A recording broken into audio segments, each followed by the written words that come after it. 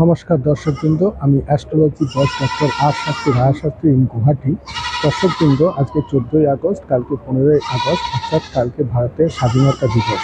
তাই স্বাধীনতা দিবসের প্রাক্কালে আমার পক্ষ থেকে এবং আমার চ্যানেলের পক্ষ থেকে সকল দর্শকবৃন্দকে, আমার ক্লায়েন্ট পরিজনদের অগ্রিম ভারতের স্বাধীনতা দিবস 15ই আগস্টের অগ্রিম প্রীতি শুভেচ্ছা, আন্তরিক অভিনন্দন জানাই। তার সঙ্গে বলবো, এই যে স্বাধীনতা দিবস, এই স্বাধীনতার পিছনে কিন্তু আমাদের আগের সমস্ত বিপ্লবী, মহান বিপ্লবী সংগ্রামী, তাদের কিন্তু প্রচুর অবদান আছে। তারা প্রচুর লড়ে ইংরেজদের বিরুদ্ধে জয়লাভ করে আমাদেরকে স্বাধীন করেছিল।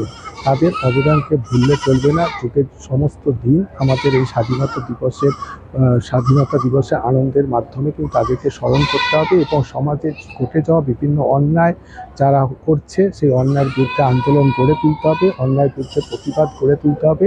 তবেই আমরা প্রকৃত স্বাধীনতা পাবো। সকলকে শুভেচ্ছা, নমস্কার।